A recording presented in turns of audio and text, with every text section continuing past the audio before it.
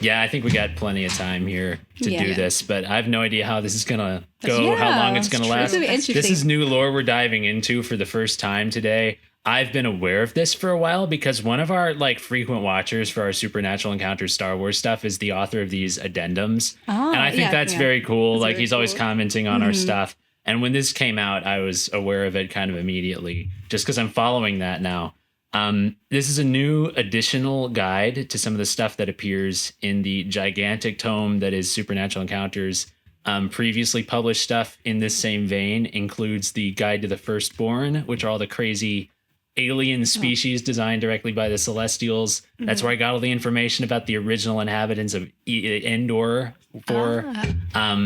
There was one about the planets of the Star Wars universe, like the stranger planets that were around in the old days of the early universe that had the stuff about Ravath, the Avatar planet, being in Star Wars. So these are great little additional sources of information that I think can take a lot of stuff from the book and not only expand on it, but also condense stuff that's really esoteric in the book into like, okay, here's just the facts. So you know what this actually is. Then you can go back and read the tome and be like, oh, I know what this is talking about now. So these are handy guides. This one is about the Otherspace of Illathurion, which we've mentioned a lot on these podcasts. It's one of the most interesting aspects developed in Supernatural Encounters because before that, it was one of the weirdest parts of Star Wars that nobody knew how to explain. We only had crumbs of the facts about it. It was just this thing called Otherspace, where I think the way you would describe it is, so you know about like real space and hyperspace, right? You know, kind of how that distinction works. Where like to go to hyperspace, you got to jump to this other dimension, basically, and that's what you're traveling through. There's a third one, and that's other space. So there's real, hyper, and other space. Other space is like this negative universe where nothing makes sense. People have gotten stranded there in the Star Wars universe and not known how to get out. There's stuff there that you don't find anywhere else. There's something called the anti-force in there, like the opposite of the force. So strange place. The only like major denizen of other space that we knew about before this stuff was written was Waru, the golden cube of temptation that just came and told people like, I'm going to give you ultimate control over the force, and then just vanished back into other space. But Supernatural Encounters gave it its true name, Illathurion. And God, I can even actually talk right now about where that name comes from because I literally just learned this. I was like, where did this name come from? Was it in Star Wars or did he make it up, the author of the book? It's actually from, or just a little bit of a play on, this story written by a guy named Lord Dunsany, like way, way, way long ago. One of the first like sword and sorcery stories ever written. I got to Google what it's called, but I was just learning this and just reading the summary of it was like, this is what you have to read to understand Supernatural Encounters. Oh my gosh. The lore goes so deep. Yeah, the references to things here are just like the strangest, deepest cuts. But I gotta find what that story was. But also that name, it does sound very Star Wars-esque. Yeah. You would have told me that was straight a thing from Star Wars. Yeah, Lord Dunsany sounds like it would be a character in Star Wars. I'm just going to Google Lord Dunsany Illathurion. See, this is the style of video we're making here where we're just going to be Googling shit and taking our time. So I'm kind of getting the idea that other space is kind of like antimatter. What, or like the, you know, like the empty spaces in space. It is that kind of that exist. vibe. Yeah, where it's stuff that's like, you ever hear about how in the beginning of the universe, there was a lot of matter and a lot of antimatter? Yes. And the antimatter lost. So that's the reason the universe is matter. There's another universe where the antimatter won. No, it's too early for this. To have an existential crisis. Yeah. I'm just thinking about like people getting stuck in outer space. Yeah. How terrifying that would be to be in the other space and not be able to get out or not know what to do. This, and we even haven't started exploring what's actually in it to explain why it's terrifying. Just that alone is terrifying. Yeah. It's the equivalent of it like... was terrifying. We got lost in the math and physics building and we didn't know where to go. Oh my God. Yeah, we did have an it. experience of that once in college. But it was reminding me, just hearing you say that, of like the old sailor stories of the Bermuda Triangle like being lost where here there be monsters and that kind of stuff. It's probably the equivalent of that in Star Wars, where people come back and say, I was in this place, and people are probably like, no, you weren't. That doesn't exist. I think there's also a show on it, but like where airplanes disappear and there's like people have theories like, oh, they go to like some other dimension, like go to outer space. And like I think there's a TV show where like a plane like went through a different dimension and it came back and they're now my back God. to life. I don't remember the name of the show, but I wanted to see it. I feel like there was a show about that. Was it Manifest? Was that what it was It called? might have been. Yeah. I think there was a show Yeah. called Manifest that was about a plane that like went somewhere and then returned, like with everyone changed or missing. But anyway, I found the story. Okay. It's called The Fortress Unvanquishable, Save for Sacknoth. That's literally the name of the story. Fantasy short story by Lord Dunsany, first published in his 1908 collection, The Sword of Welleran and Other Stories. So this is over 100 years old. Yeah. I was right about The Sword of Welleran when I was Googling it, but it's this specific story. It's about a hero named Leothric, and he's from a village called Illathurion, not Illathurion, Illathurion with an A, but that is where the name comes from. It was a twist on this. It's about a village called Illathurion where the people are having bad dreams. Ooh. And there's wizards that are trying to figure out why that's going on. The hero Leothric is trying to get this sword called Sacknoth, which is like a living weapon. This is a very sort of Cthulhu-esque tale with these monsters. But the other thing that I immediately recognized reading this summary, there was a monster called Tharagaverug, and that reminded me instantly of Tharagoragrat. Yeah. So it has to be where that name comes from, too.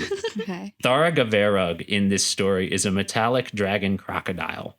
So not a spider or anything directly similar, Yeah. but like, isn't that awesome? Dragon crocodile. I kind of want to read this story. Me too. But I think now that I've read that name, Tharagaverug, I think coming up with the monster Tharagoragrat had to have been like combining that name with the Gorog nest, which was a thing from Star Wars. So creating like a Yeah. deity to be that nest of bugs, like patron. It's clearly a tribute to this monster. Just trying to make sure it doesn't go dark. Yeah, Tharagaverug. But that's just what I wanted to tell you. I learned apparently to understand supernatural encounters, you have to read this story. So I'm going to have to read that and report back. Yes. But that's where the secret name of this other dimension comes from. It also has other names given that are like Third Space and the Warp and other names that I think are just from other series. Like the Warp is from Warhammer 40K. Oh. So Yeah. terrifying dimension that you have to Yeah. cross through to get to places sort of similar to Illathurion. But those names are all thrown around. Let's delve into this crazy PDF of lore and just see what we can learn about Illathurion on the Wow. Otherspace. We do have a map here. I'm going to Google, or I'm going to pull up the copy of it on my phone, and we can just pass this around maybe because it's probably going to be pretty hard Yeah. to see. I can see it I from here, love a but map. it might be able for you to see too. But like, Yeah. I'm just liking the void horror, Yes. the lake of fire vampires, Uh-huh. the prison of the titans. Fields of the Nephilim. Yeah, the Nephilim getting Yeah. a shout out here. Dire stars of the Hydras. Yeah. There's so many Prison of references. the dark ones. Yeah. The great library is a library. There is a great library That's there, cool. okay. Okay, wait. Ooh, no, there's another vampire world. So there's a vampire lake, I think I saw. Huh? And then there's a vampire world. Apparently lots of vampires in Illathurion. Yeah. There's Thule, which is like a mythical Viking land. Oh, that is, yeah.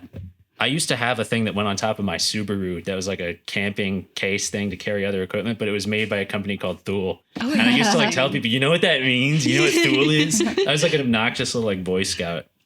And also, I Red love mythology. the deep dark. Yeah, the deep dark. It just gets deeper and darker.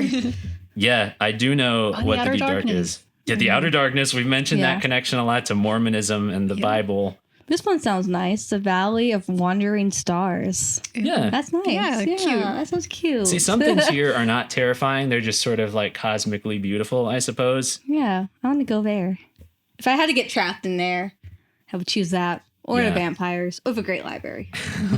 These are things that exist in this other dimension. I just managed to get this map pulled up on my phone. I'm having Also, such trouble today with Hellgate. my phone. Yeah. Oh, yeah. But I was just looking at the deep dark. And you know what I think the deep dark is? We talk about the charnel worlds a lot, like the nine hells. Yeah. This is where the nine hells are. Okay. The Yeah. deep Makes dark. sense. And we actually get the names of these planets in this special guide here. There's one called Nephil, which is like you could say the Nephilim are from Yes. Nephil. I see Chibalb, Yeah. which is like Chibalba from Mesoamerican Oh my mythology. god, yeah, that is what it is.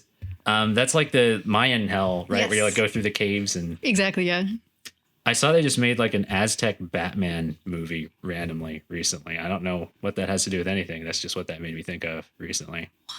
A strange diversion there, I know.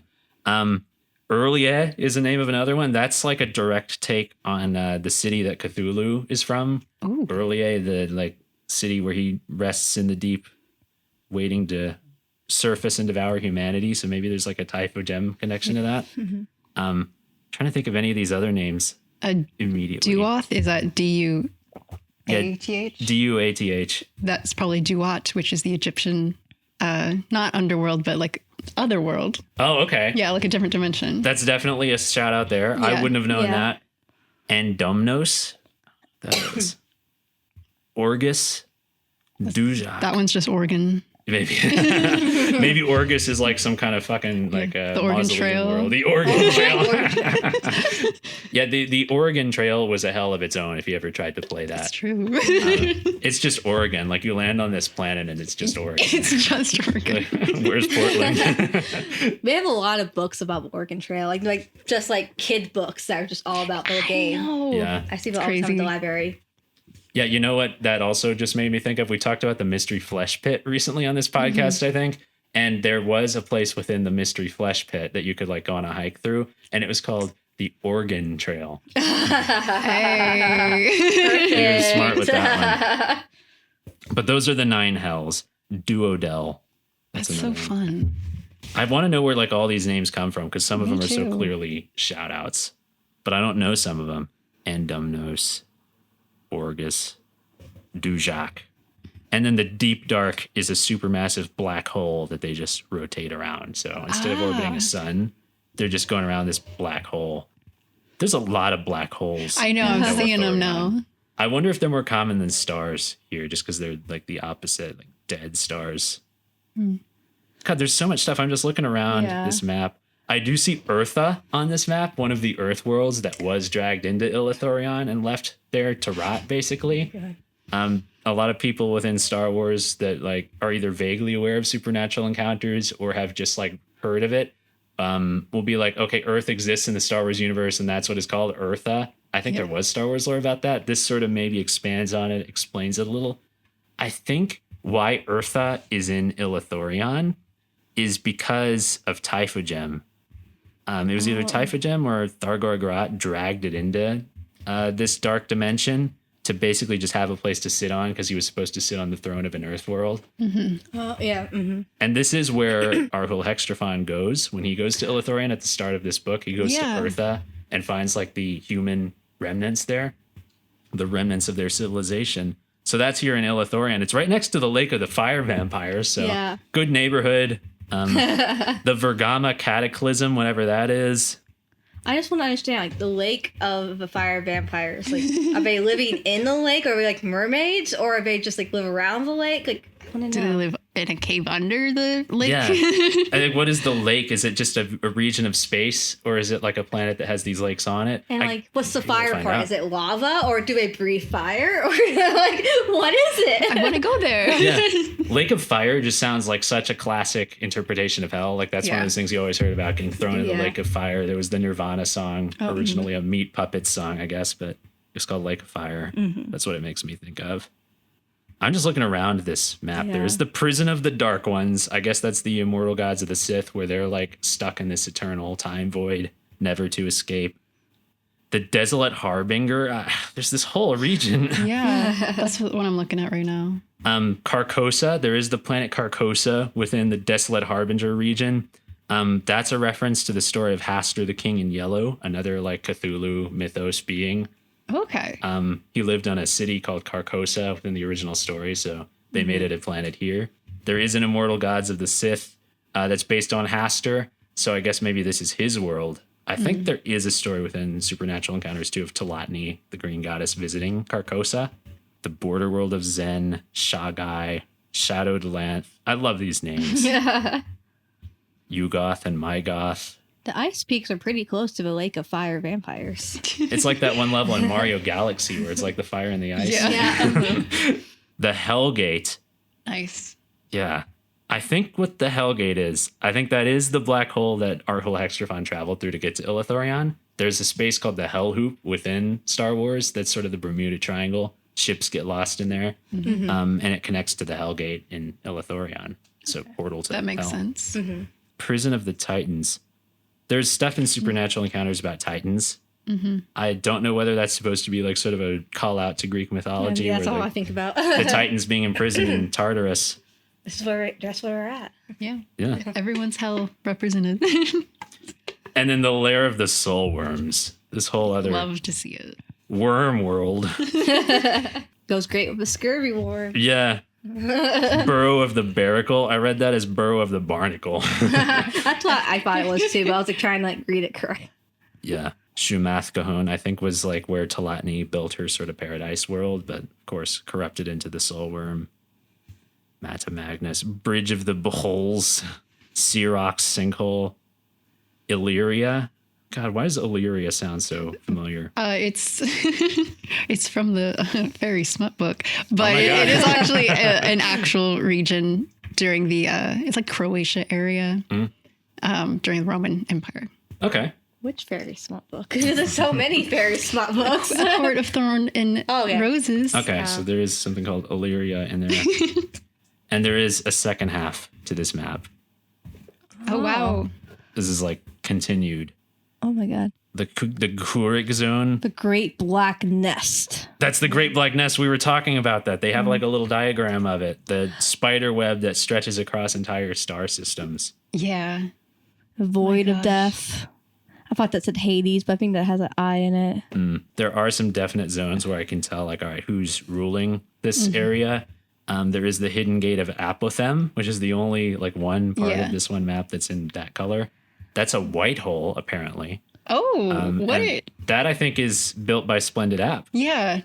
Anything with app in front of it, that's just an instant. Like there's also Apshidia in the Great Black Nest, makes me wonder.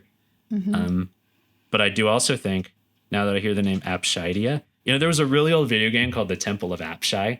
I wonder if that's a reference to this. Possible? I really love the Sea of Pleasure and then the Lagoon of Lost and Lonely. I know. Yeah. What are these places? I want to like go here and The see what they Pathway are. to the Dreamlands. That sounds fun. This would be a great video game. I want to just like Yeah. be in a spaceship exploring this in a video game. Like imagine just finding this. Yeah. Like, did you ever play Spore? Did you ever play like the Spore space game where you're like flying around the galaxy? play it. No. I played a ton of that as a kid, and I have dreams about it to this day that are kind of like what we're talking about, where I'll be playing Spore, just flying my spaceship star to star, and suddenly I enter like a weird part of it that wasn't in the game, and there's just stuff there that makes no sense, and it's weird and creepy. I would love to encounter this in that Yes. game and just go down to the planets and see what's on them. I want to make that game if I ever knew how. I mean, we just get my brother in there. We Yeah. team up with them. We can have a video game. Yeah. We can even make it stop motion at us. And Garden of the Lorelei. We're gonna have to tell Isabella about that. I She know. plays a character called Lorelei in this D&D campaign we got. that also makes me think of Gilmore Girls. Yeah, I was about to say. Yeah. Gilmore Girls. I think Lorelei. I don't know where the name originally comes from, but it's one of those names you hear in a lot of places. It's a good fantasy name. Great fantasy. Yeah. name. I forgot what it means. It's been time ago. I'm like, I should get my phone out because, like, I know. There we go. I'm gonna Google that. I'm gonna Google like where did Lorelei come from? What was the Also, original you have a stool Lorelei? underneath your chair. We're gonna go for a long time today just discussing this Just stuff. going through each Well, I just remember, black like, hole. when I was looking up names for characters, Lorelei came up. I will say while y'all are Googling, Illyria is known for having like really strong warriors. Interesting. So there might be something there.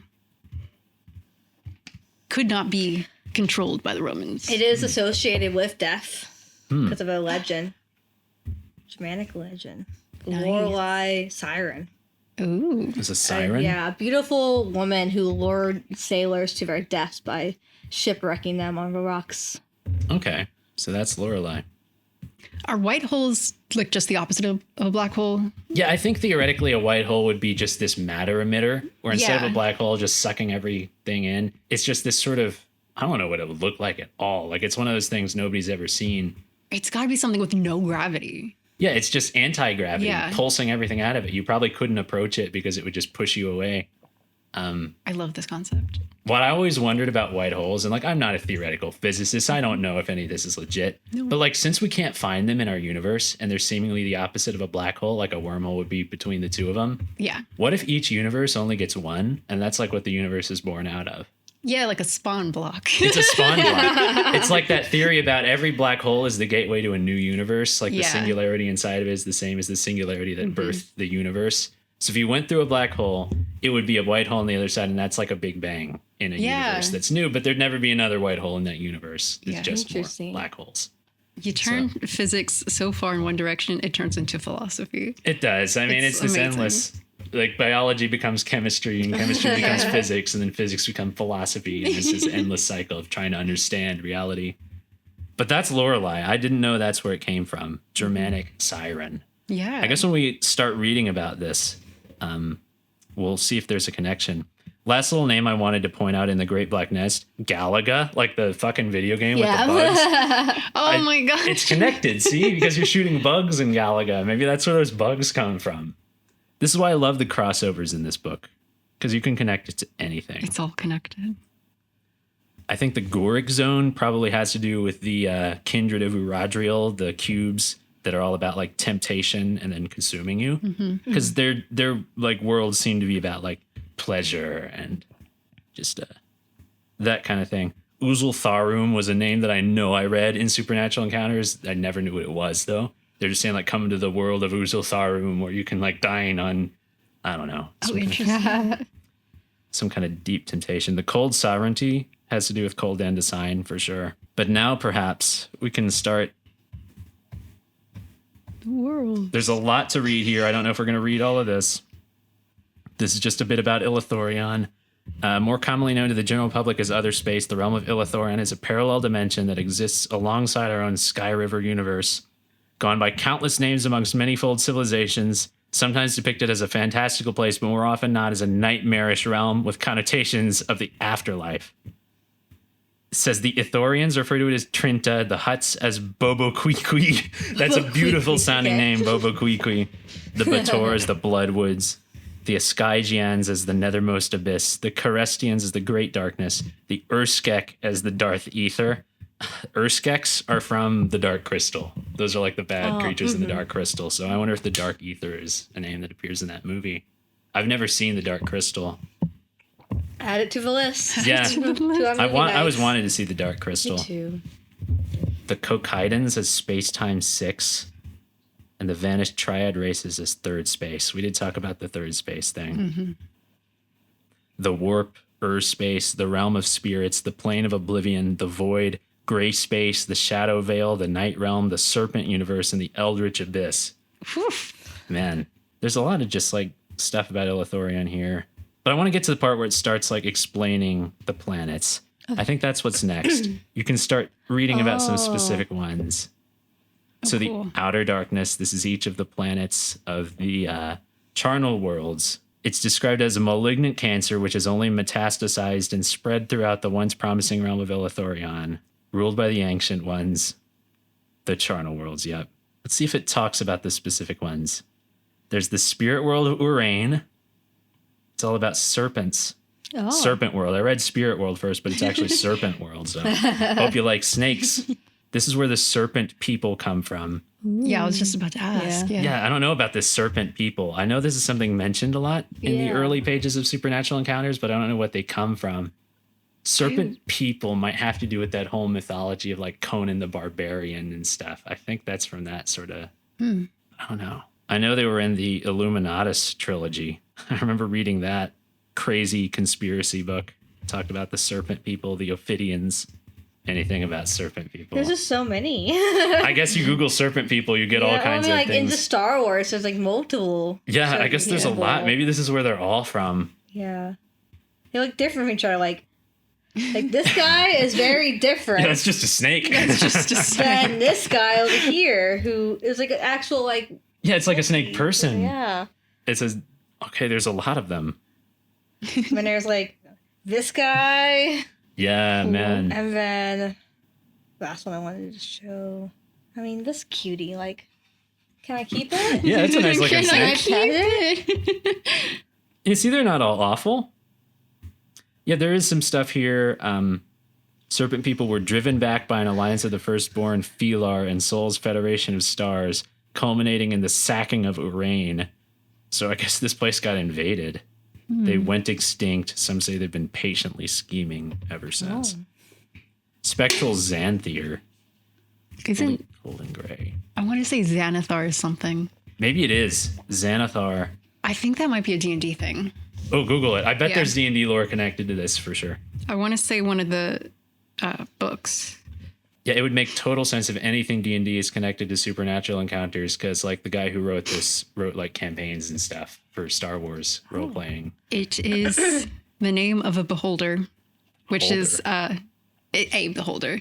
So it's a creature that is just one big eye with like tentacles of eyes. Oh my god, that's great. Yeah, they're kind of alien, and they're very hard to defeat. That sounds like something you'd find in this other space of Illathurion. Yeah. I'm going to read this and see if it has to do with eyes or...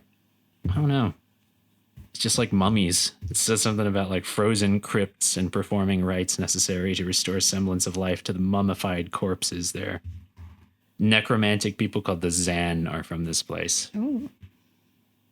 So I don't know if that's a connection specifically, but the name Yeah. definitely sounds connected. Shadow World of a Dumbrawl is a mockery of all that is living.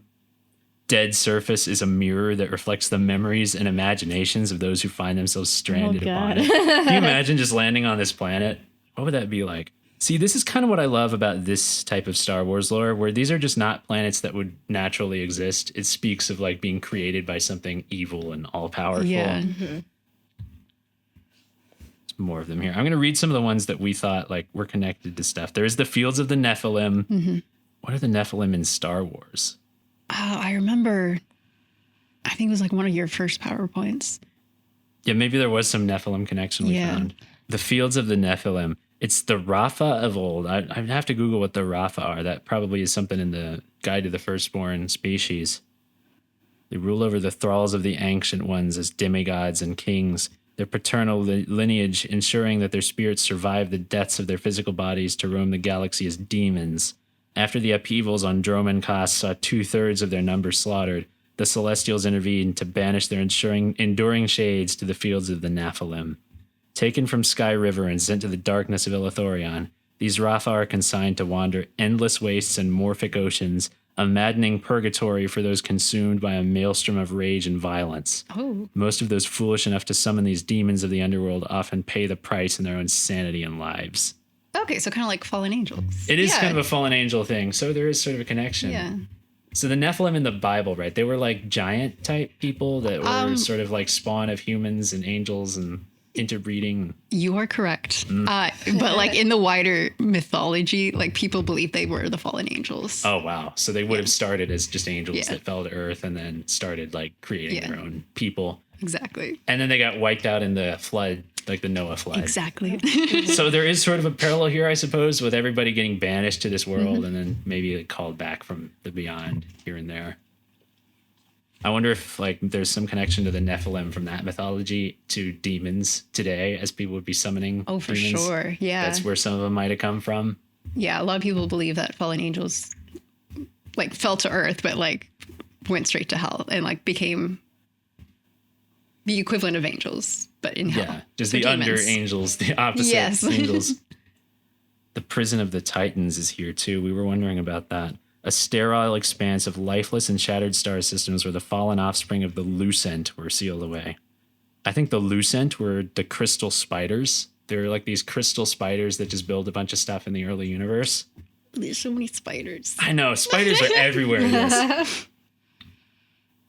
Driven to madness over countless eons of imprisonment, the Cyclopean Titans, entities larger than entire worlds, treat their prison as a cosmic playground, batting suns and planets between themselves, heedless to the tiny movers foolish enough to intrude upon their eternal confines. That's crazy. I know. It reminds me of the end of the first Men in Black, like that ending of Men in Black where there's just the universe is in a marble and there's these gods playing with it.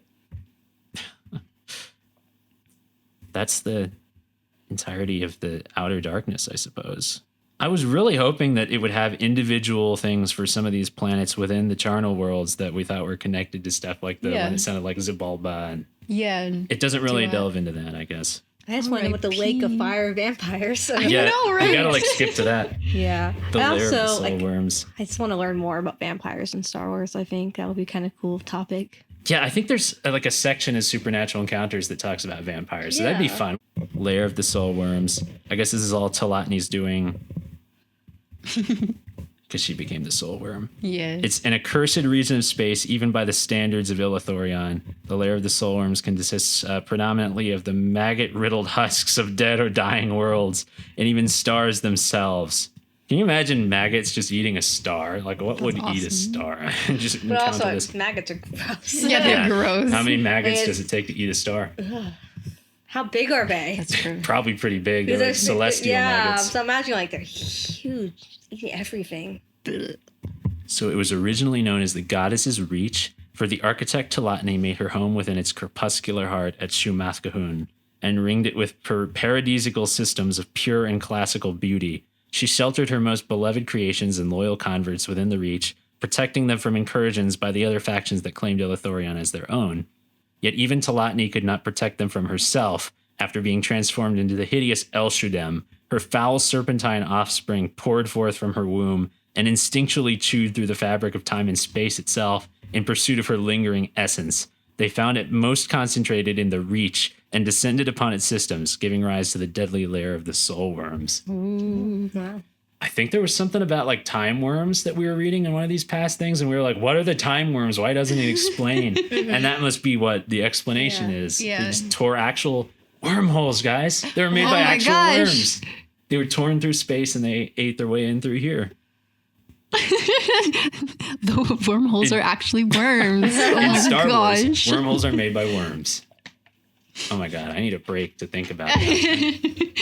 Tilo of the Golden Rivers, a paradise world created by Talatni. This was like the heaven. So some of these architects created basically their own versions of heaven to send like the people that worship them into when their spirits passed. Yeah. So this was one of the like afterlives that they made.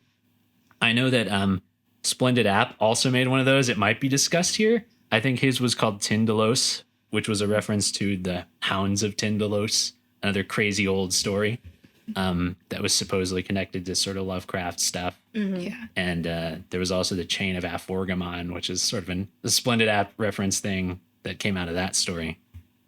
Also, when I was searching serpent people, Lovecraft did come up to that too. Oh, yeah. So there's probably serpent people in Lovecraft. That's got to be what the reference is then. Yeah.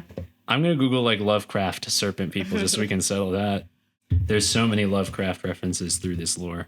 So here's the Lovecraft wiki. Serpent person. Here's what they look like in Lovecraft's world. Okay, so like actual lizards, not like snake tail. Yeah, This has a very, very long tail. it does. Then they are also known as Volusians. That's what I was thinking, like the connection was to the sort of like Conan the Barbarian and Illuminatus trilogy mythos, because I know that name was brought up in a lot of that stuff. Just from the same sort of collections of old stories that all of this was. I think there used to just be magazines and stuff people got that got these crazy stories in them, and a lot of those weird authors just got their start in there. What are serpent people? They're fictional non-human species, although possessing somewhat humanoid limbs, strongly resemble snakes. In mythos stories by various authors, they once ruled the earth before humanity, before being in conflict with prehistoric humans. Ooh. They first dwelt in Shugon in Mesozoic times, but it was destroyed. They moved to Elder Valusia, the Thurian continent, and then smaller pockets moved all over the world. America being a probable site, so serpent people lived where we're sitting right now. More likely than you think. That's like, but it's a fictional character. That's Yeah, no, it's They only happened. fictional because they don't want us to know this was real. Also called snake men, serpent folk, and Volusians. Named serpent people. Oh my god, listen to these names. Okay. Some names of some serpent people were Sarithsa. I don't know how to pronounce that. Just like, yeah, picture the amount of S's in it. Zloigum, Sa, and Sathasa.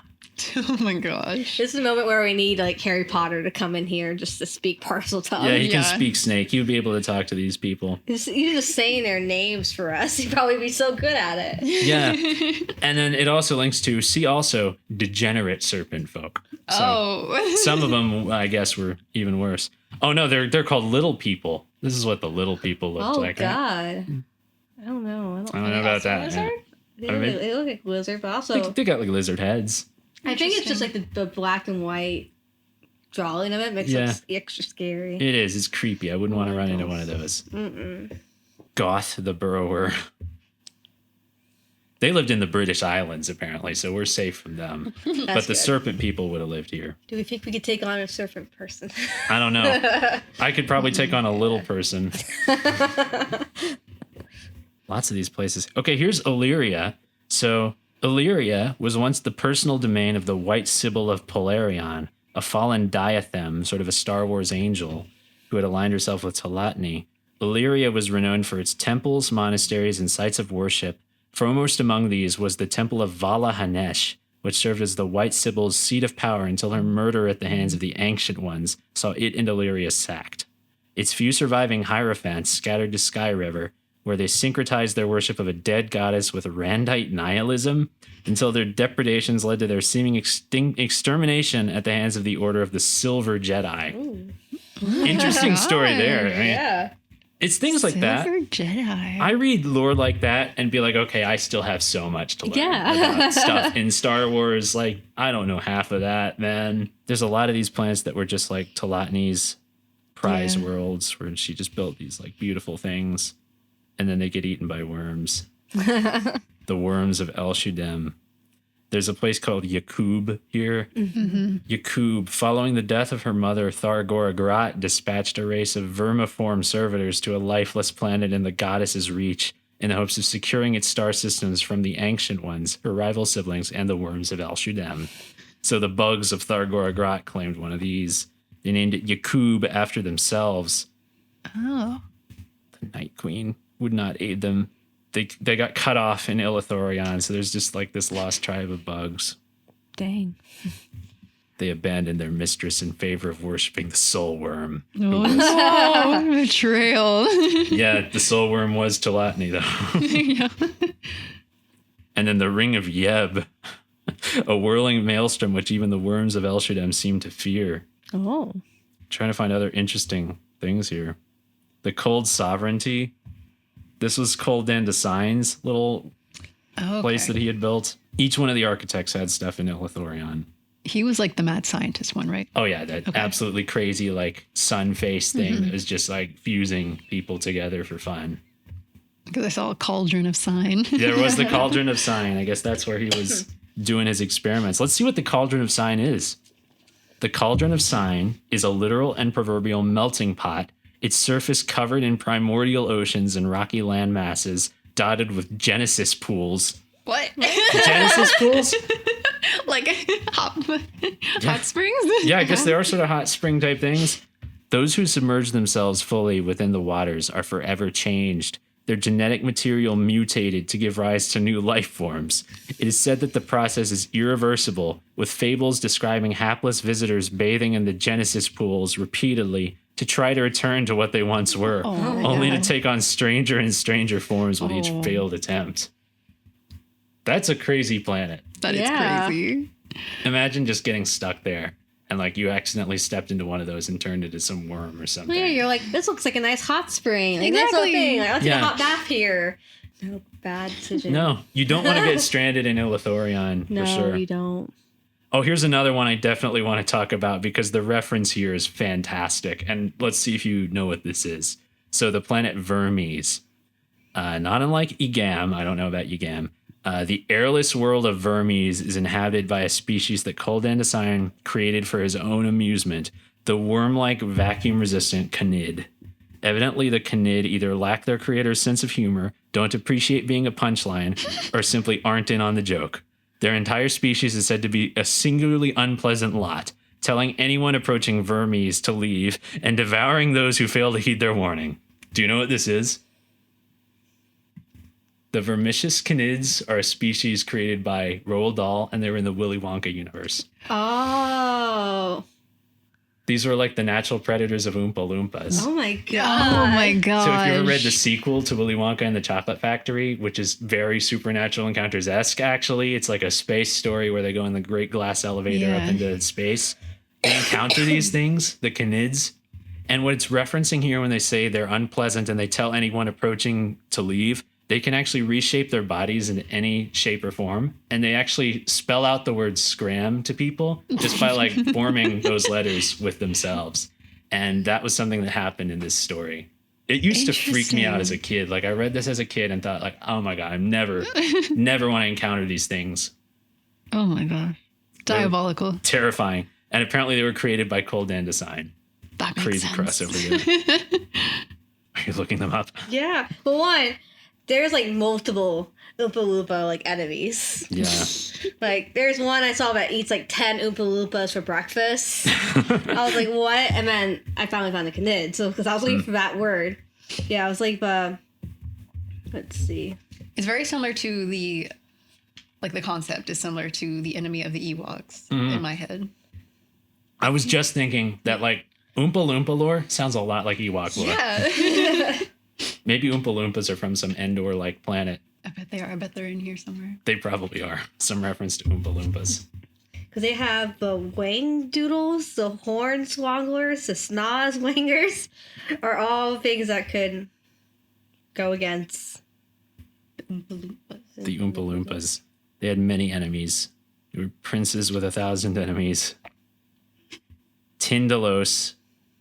I think this is the Splendid App place. Just the one thing that Splendid App put into Illathurion. It's down here.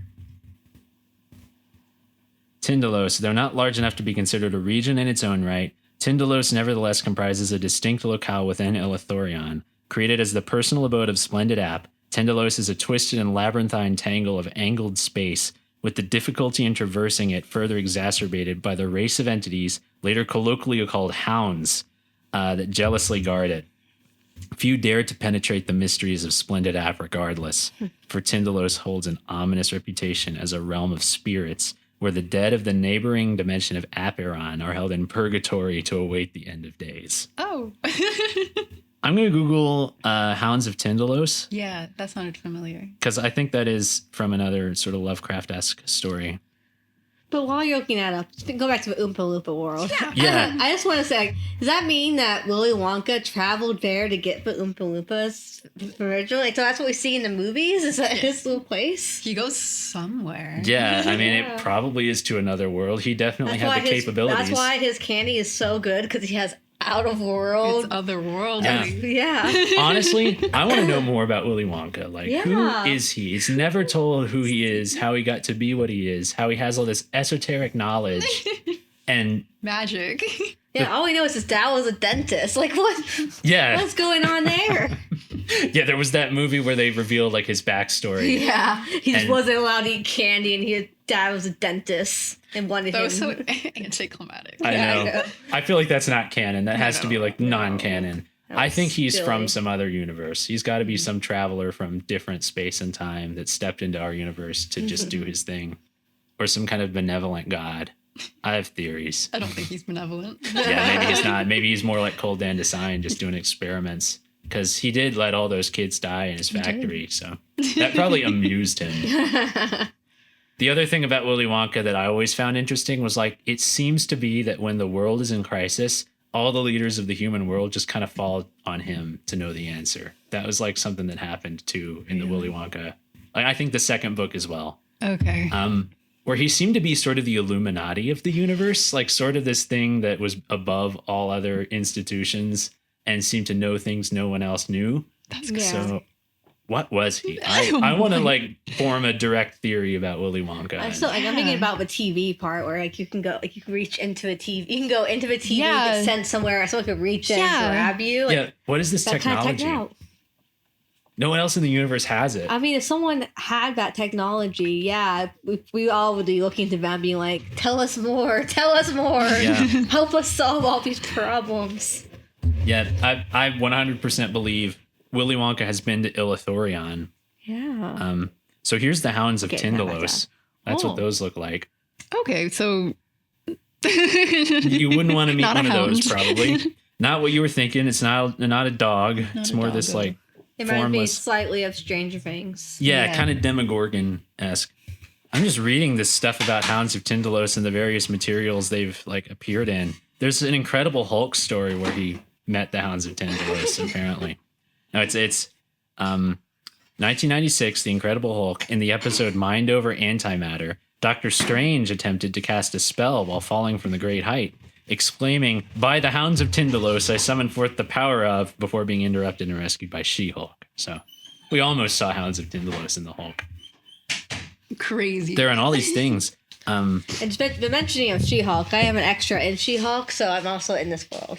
Apparently, yeah. Yeah. By those connections, I am also in this world. But the Hounds of Tindalos, I'm just going to read this excerpt from the story these are from. "Beyond life there are," his face grew ashen with terror, "things that I cannot distinguish. They move slowly through angles. They have no bodies, and they move slowly through outrageous angles. God, they are breaking through. They're breaking through. Smoke is pouring in from the corners of the wall. Their tongues, ah!" Oh my God. This is just the introduction to Hounds of Tindalos.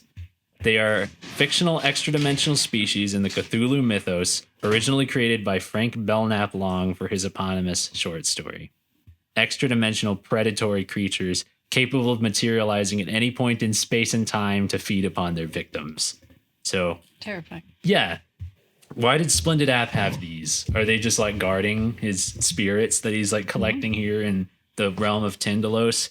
It says they may appear wherever angles or corners may be found, especially those sharper than 120 degrees. So a triangle. Yeah. I want to know more about the Great Library, and I also, Me like, too. underneath the paragraph underneath it, I see the Lake of Fire vampires. Oh, yeah, we need to read both of these. So both of those I'm just really intrigued about. Okay, so here's the Great Library, the Great Library of Keliano. Keliano 4, the sole planet of note orbiting the 7 dire stars of the Hydra, is home to the largest library in Illathurion, replete with forbidden hieroglyphs and texts stolen from the firstborn races by the servants of the Ancient Ones. Ooh. Regarded as neutral ground by the rival factions of Illathurion, the Great Library of Keliano is open to all, though the profane knowledge contained within has driven unworthy visitors to madness and death.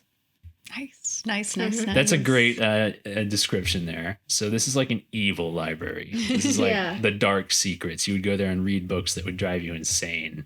If you're unworthy. Yeah, I mean, what would happen if you're worthy? Do you get to just like command ultimate power over the secrets of the universe? I'm But just what thinking, makes a person worthy? Exactly. I don't That's the know. question. You just have to be strong enough to take the knowledge. Your mind would just explode otherwise. Like, would Captain America be worthy? Maybe. Would Sam like Thor's Wise hammer. be worthy? It's questions we'll never know the answer Yeah. to. I'm just picturing like the end of, what was it, WandaVision, where she'd found like the Book of the Damned and she's just reading through it. Mm-hmm. That's what I bet happens in here. There's Oh, definitely. crazy like, witches and people reading through the things no one's supposed to know. So right below it, the one that you were talking about too, Katinga. This is situated at the heart of the Lake of the Fire Vampires, a burning nebulosity capable of melting through starship-grade hulls. Katinga is a moon-sized planetoid with a semi-molten surface. Though now inert, it was once a comet that served as homes to the lesser old one known as Phathagua, a vampiric entity that used Katinga to travel to worlds upon which it would feed.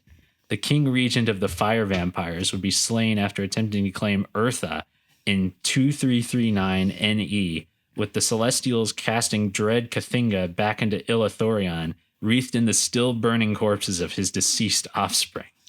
Jeez. I just want to read this story now. I mean, this is Yeah. like a hint to something here that I don't know if the story is in Supernatural Encounters. I don't know if I remember that. But that's a crazy vampire story right there.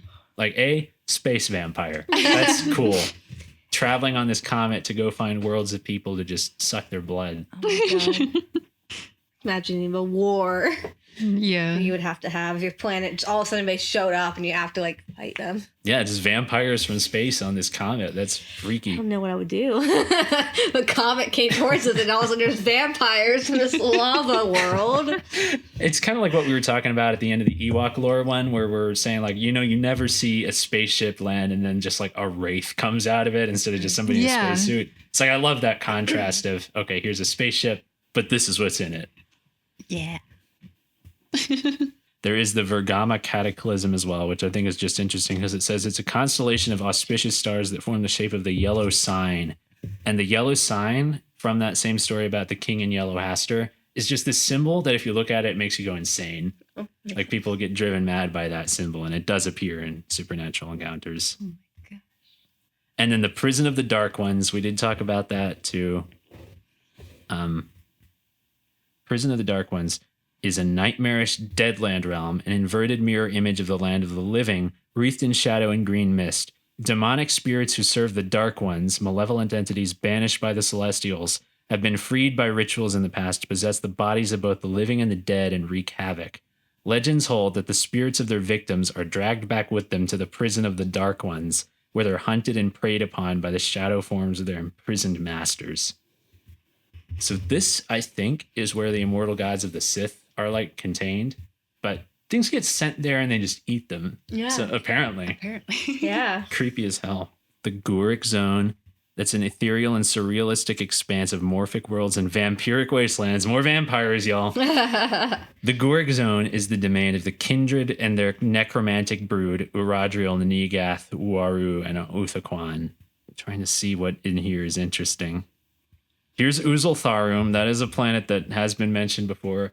I specifically remember saying that name in the first PowerPoint we did on Supernatural Encounters and being like, what the fuck is this? Now we know what it is. It's a world of endless oceans atop which drift jellies the size of entire land masses. Love it. Giant jellyfish, I enjoy that image. Flagidius Uzultharum is a world where most exist within a dreamlike haze. Its ossuary kings and high priesthood extol a hedonistic faith defined by religious feasts, bacchanalias, blood sports, and even more sordid forms of revelry.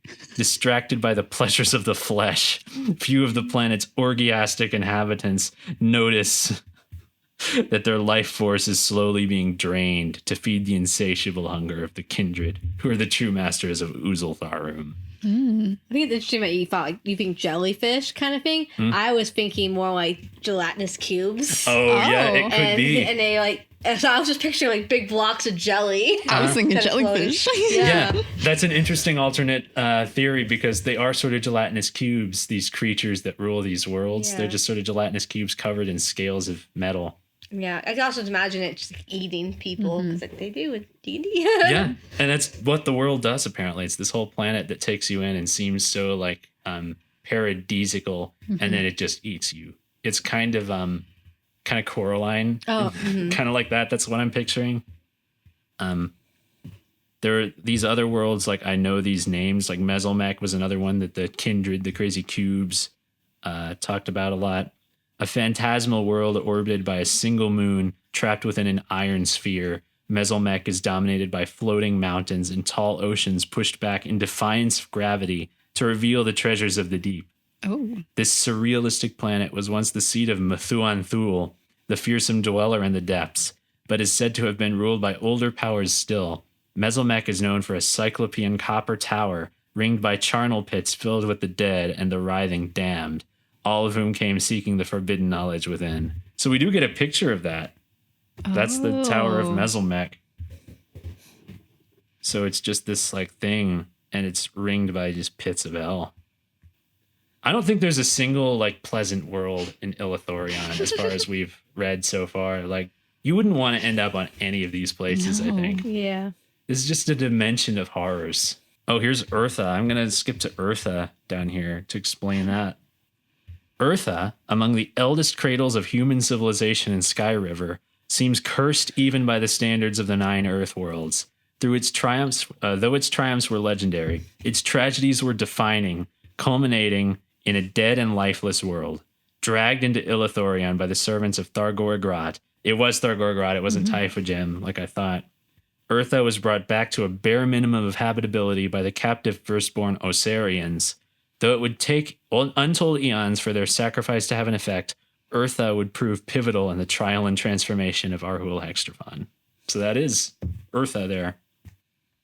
I want to return to the story within Supernatural Encounters that explained how Thargor-Grat brought it into Illathurion, because I don't know that. But I know that's what happened there. So it's like a dead Earth just within this alternate dimension. Imagine how freaky it would be just traveling to this place and suddenly you just see Earth, but it's like dead and horrifying. Because I think about like when you see photos of like the Earth and like it's all lit up because you see the lights and so that, and just like nothing, just darkness. Yeah. It's That'd like be eerie. crazy. That'd be a good movie about like somebody leaving Earth and going off into space to some mysterious place, and then when they get there, they realize, oh shit, it's just Earth, but it's like dead. It's just another Earth. That's creepy. It's dead. And you go to them, they're like, "Oh yeah, it's Earth," and they're like, "No, there's something wrong about Earth." And they get there, it's just bad. It's just bad. That would be a good movie. That would, yeah. These are all like great movie ideas. We need to just take notes and be like, all right, this is a movie we're making. This is a movie we're making. Space vampires and all of it. Yeah, some inspiration. Yeah. We do have the Great Black Nest here. A galactic megastructure, a web of gossamer threads that span the gulf between star systems, enveloping every sun, every planet, and every moon contained within. Created by Thargoid Grot and expanded by her elder daughters and sons, the Great Black Nest is crawling with teeming hordes of Nitocris, which are her bug servants, who constantly squabble over food resources in space. The nest is so vast that it is even said to traverse the veil between other dimensions, with the great web of Gorog leading into Oniricor and realms beyond. Bizarre. Yeah. I want to read the thing about Galaga. I want to see if it has something about Galaga, because like I just love that name was used. Galaga, like Onana or fabled Pellucidar, Galaga is a hollow world with a core that burned as bright as a star to sustain a subterranean civilization of Nitocris. However, its vacuum-resistant insectoids strip-mined the planet so rapaciously that its outer crust is now porous and gaping, sustained entirely by artificial reinforcement. Concentrating their civilization in a great industrial city built around a planetary repulsor, the inhabitants of Galaga steer their dead world into other systems, seeking new resources to sustain the unsustainable. I'm wondering, is this the lore of Galaga, the video game? I know. Is this what happened in that arcade game? Yeah, Like, we got the insects, oids. They're strip mining. yeah. Maybe Coming that's to other it. places, like. Is this like why you're fighting those bugs in that game? Are you defending your solar system from this planet Galaga that was brought in from space by these bugs to take your resources? That would be crazy if that's what this is a reference to. I'm looking it up. Yeah, I don't know anything about Galaga beyond just playing it in the arcade, but if it had lore, that would blow my mind. Yeah, I used to have a little game system that we play in the car that had it had to be other games like Dig Dug. Played a lot of Dig Dug. Dig Dug is great. I used to be pretty good at Galaga. Oh yeah, I love Dig Dug a lot. Did you ever play Mappy? No. Mappy is like this mouse cop. There's like this mouse cop with a little like baton, and you got to just run around and like get guys. Oh, he looks so cute. You're Googling Mappy? Yeah, there he is. He's so cute. Yeah. Oh. Yeah, people say all cops are bastards. I say ACAB EM, which all cops are bastards except Mappy. Yes, I agree. That's a bit I can get behind. Mappy's doing good. I'm not seeing much lore. I was going to say, like, if there was actual lore someone wrote for Galaga, that would be insane. Yeah, we're going to have to do a deep dive into that. Yeah. But right now, in my headcanon, this is a lore behind the game. I'm going to tell everyone this. You just be like, all right, you know what I learned today? When you're playing Galaga in the arcade, you know why that's happening, this war against the bugs? Well, yeah, I mean, I just want to be like at an arcade and someone's playing it and be like, hey, do you know a backstory behind this? We'll just tell you this whole story and just tell him the whole thing and let him just leave believing.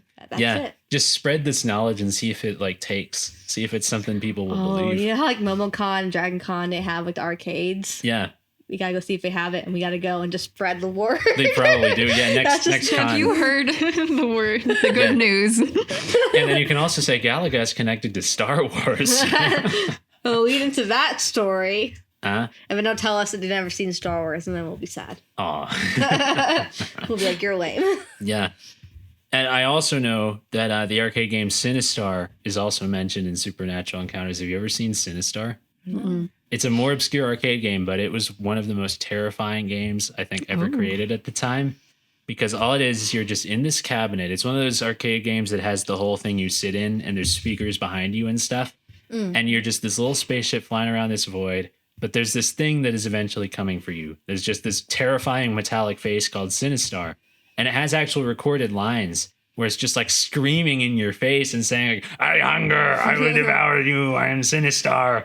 And people report like getting into that cabinet and then leaving just shaking. Yeah, because like the speakers are behind you, so it sounds like Yeah, it's behind you. you can't talking. escape it. Yeah.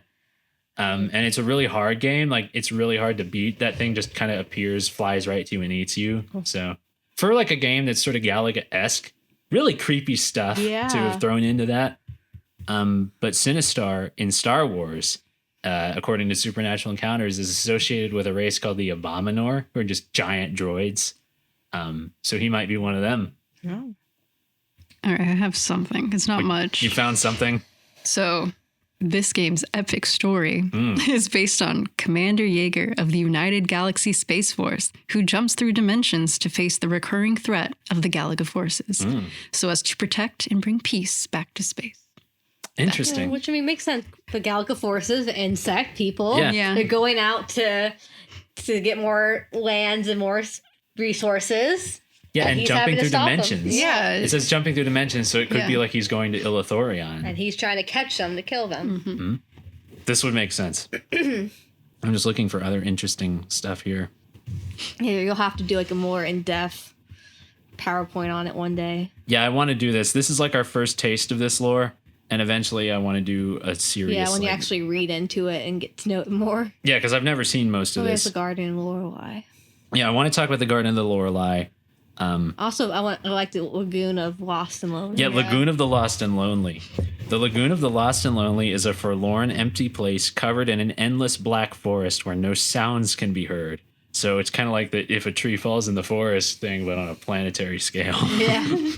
It's said that the lagoon is haunted by the spirits of those who became lost in other strange, twisting metaphysical parts of Illathurion, or who wanted to become lost, such as those beset by grief or heartbreak.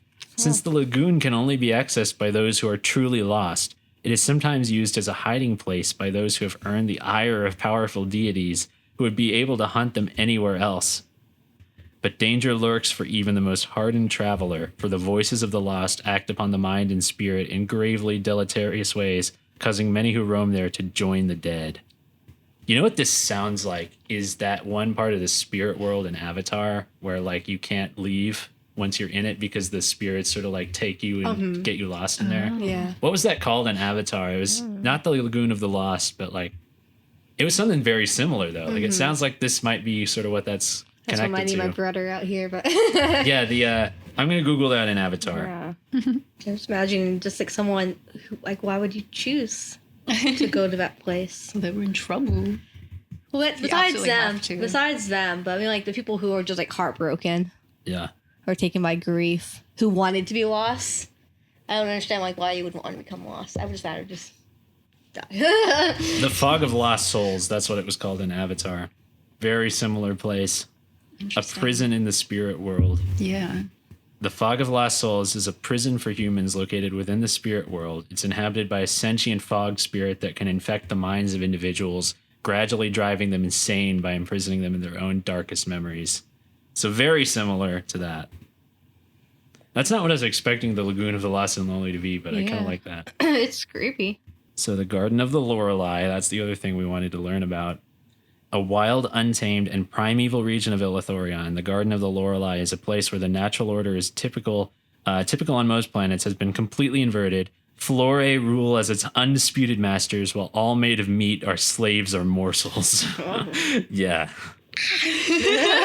Several great old ones exert influence across the garden, with worlds united solely by the fact that they are dominated by evil or corrupted botanical races who readily set aside their other differences when trespassers dare to intrude upon their fertile grounds. Wow.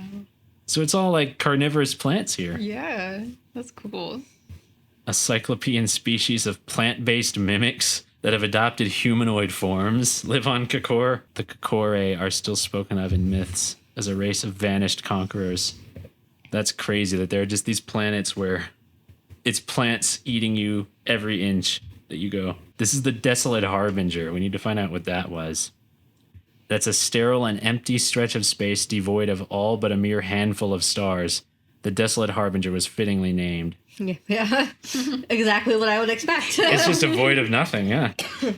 Dotted with only a handful of lost long star systems and rogue planet. There is a planet here created by Splendid App, Yeah. Apith of the Seventh Black Sun. Created by Splendid App long after the Harbinger's systems departed, Apith of the Seven Black Suns is a purgatorial world used to imprison the enemies of the architects.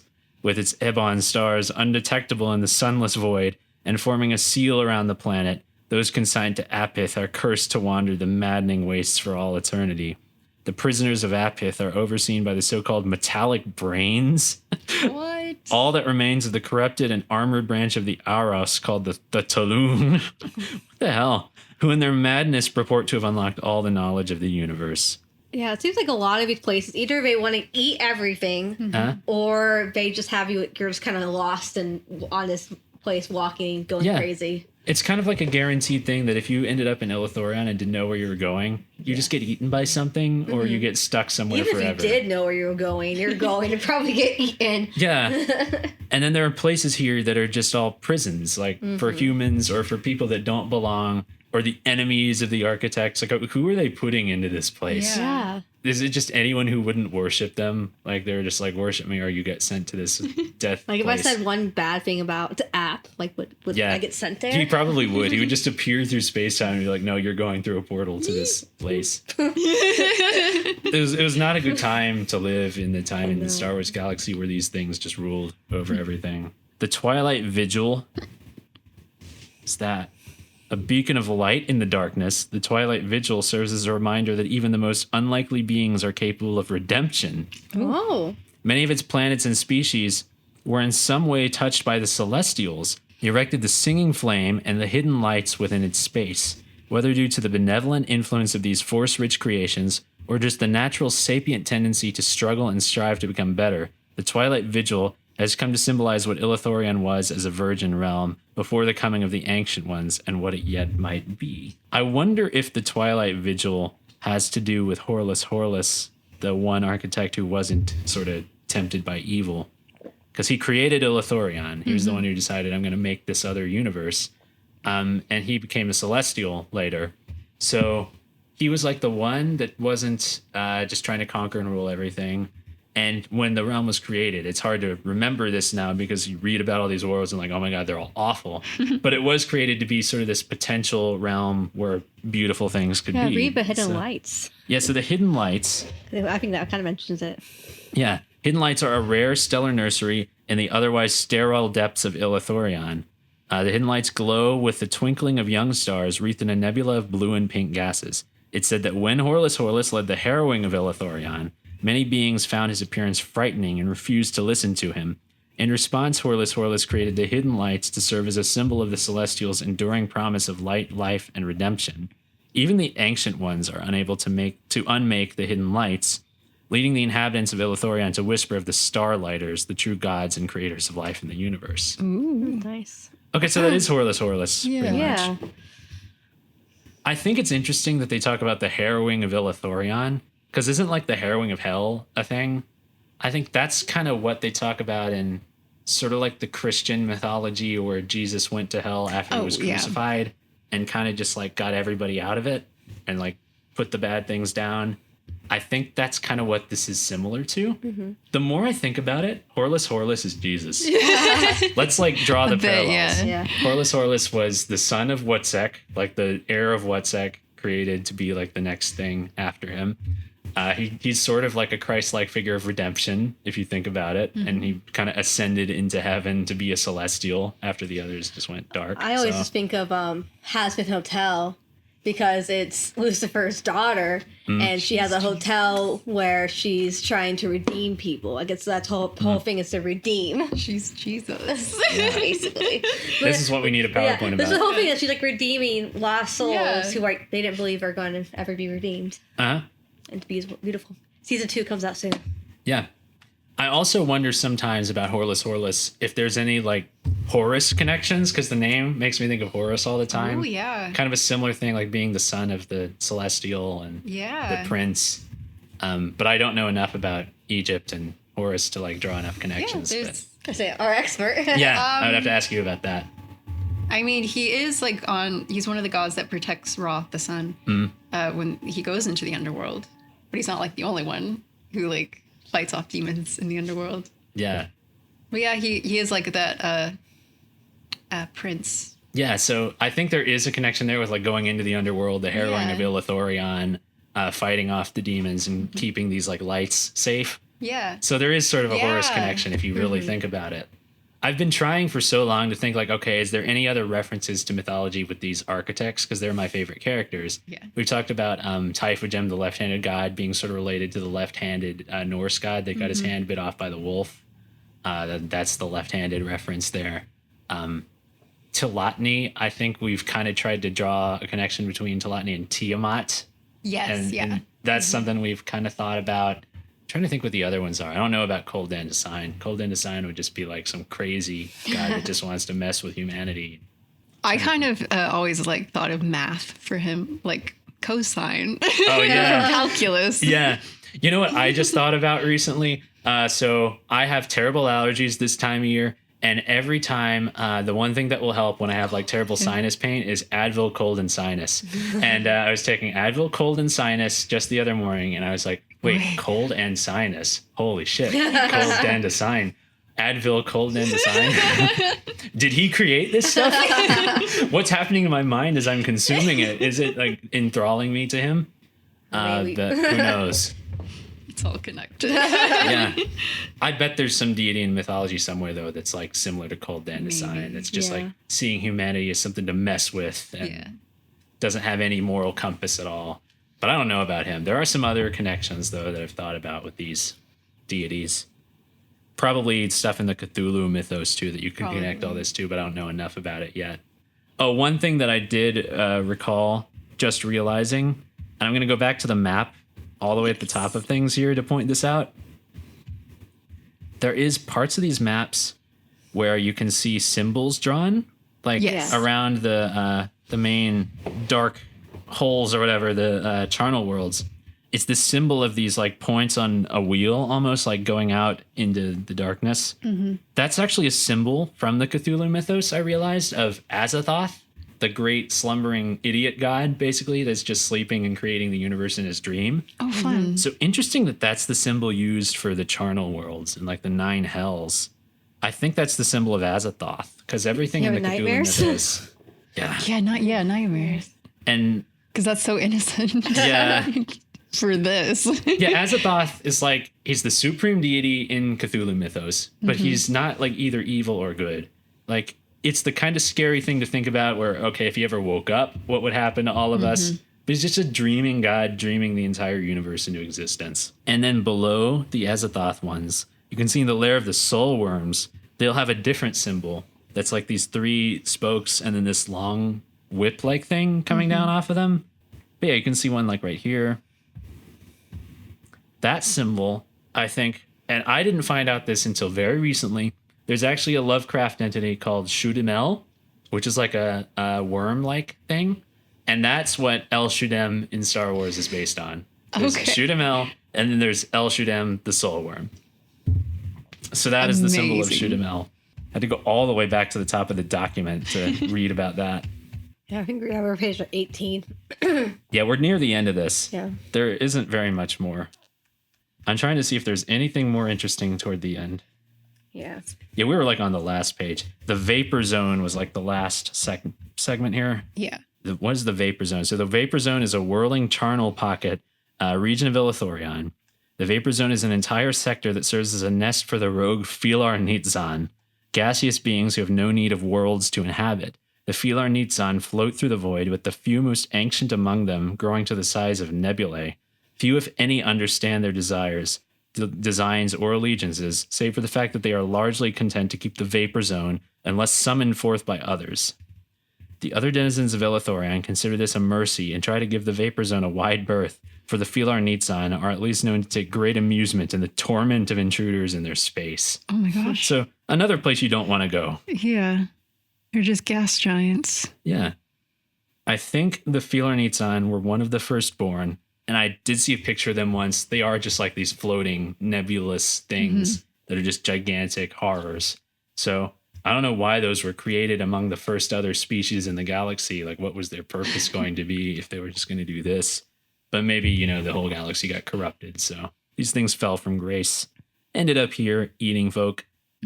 The only star system there is Methius. an ice ball in orbit of a dim, dying star. It was upon this desolate surface that the Philarnatezon settled a colony of captured humans, conducting sickening experiments to transform them into a species of gaseous shapeshifters known as the Vapors. Less than content to remain stranded on a dying world, the Vapors would spread forth in Sky River, with some settling on Tagoria, where they would come to clash with the frontier colonies established during Corona 5's Great Migration. So I don't know about that. Dang. Yeah, they're experimenting on humans in here. So we can be pulled up into that. Yeah. But that's the end of the lore cloud. I think there's some notes here. Yeah, like footnotes. Just footnotes for things. Yeah, this is a lot. Yeah. I'm excited for you to do a deeper dive into this eventually, but it was nice to get to see it, what the books actually look like, at least part of it. Yeah. See what the PDF looks like, because it does look like a textbook. It is pretty much a textbook if you really read this. It's like an alien textbook from another universe that's teaching you about things you'd never otherwise know about. Well, I just think about like a very old school science textbook. Yeah. Oh, here's Adam. Went home. The perfect timing. You can pass on through. I'm just reading some of these footnotes here. Don't make him do it. He can't go any other way. We could get out. That's still going to be hard for him to get through. So brave. So there is one footnote here that says the most direct translation, and I think what this is referring to is Shumathgahun, the domain of Talatni.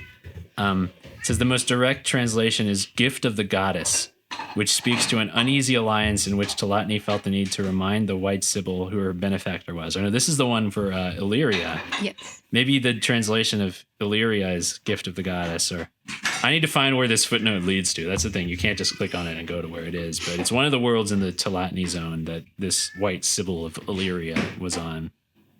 No, it's Vala Hanesh. Maybe that's what it is. Gift of the Vain Goddess, raising the possibility that the Sibyl chose to name it sarcastically. That's funny. Just throwing shade at Talatni there. A note about Soulworm. Much like the goddess worshippers, Soulworm cultists tend to be defined by the conflation, syncretization, and deliberate obfuscation of different mythologies. In the case of the Yakubians, those stranded bugs, their Jukshab appears to be derived from Shuk-Nicarat, but its spheroid depiction is more reminiscent of Kako, one of the immortal gods of the Sith. Shuk-Nicarat was one of the Lovecraft entities as well. Yeah, I'm still thinking about the Garden of the Lorelei where plants just eat you. I wonder if like Audrey 2 from Little Shop of Horrors is from the Garden of the Lorelei. But that's about everything in this crazy document. I mean, we skipped over a lot of stuff. There's a lot of just obscure lore in here that I don't know what it connects to. It's a nice little quick glance at the stories that's going on here. Yeah, and just then you have to do a deep dive into it later on. Yeah, I will definitely make an Illathurion PowerPoint just going into the crazy connections between all this lore. I don't know when I can get around to that, but I do want to do a Halloween one now for vampires because there's vampires and supernatural encounters and other kind of crazy monstrous stuff that we can throw in there. That's just the scary tales of Star Wars. I could put into that one the story of the Lich Lord that took over Han Solo's homeworld for a little while because I hinted at that before. That was a thing that happened. Lord Nyax, that was his name. Other crazy stories. I'll have to find more, drag more out of the depths of this tome. But I hope you guys enjoyed perusing this strange document about Illathurion and seeing some crazy depictions of the worlds here. I want to just like stare at that map for a long time more too and figure out. I just enjoyed seeing the art for it. Yeah, you do get some visualizations. I want to like do art for some of this stuff. I would love to like. That's what I'm saying. Oh, let's just show you Ben's art. Yeah, I can do some like, crazy like psychedelic paintings of this stuff. I'd love to do some supernatural encounters inspired stuff. Yeah, that amazing. There is a great segment of the website, like the website for the author and supernatural encounters, where it's just fan art, like stuff that people have made. So it's very inspiring to see some stuff. Like there was that one fan art of the Bedlam spirits that I put in my first PowerPoint. It makes me want to like do some crazy art. Yeah, that'd be awesome. But We would love it. I just want to point out, since they've been sitting here, this is Mothman for our little stop motion short little thing that we're doing. He's just sitting there enjoying And it's a little pumpkin. Just getting him a Halloween spirit. But yeah, Mothman here will definitely be starring in something special very soon in our associate channel, Scurvy Worm Studios, where we create short films and other content. So I hope you're looking forward to seeing what he'll be taking part in very soon. I will spoil nothing. Yeah, he'll be here soon. Alongside some other familiar faces from the world of cryptids. Yes. And some familiar voices. Familiar voices as well, if you know the voices you're listening to right now. Yeah, thank you for joining us. There'll be a lot more of us soon. And we will catch you again sometime soon with more bizarre Star Wars lore. Okay, bye. Bye. Bye.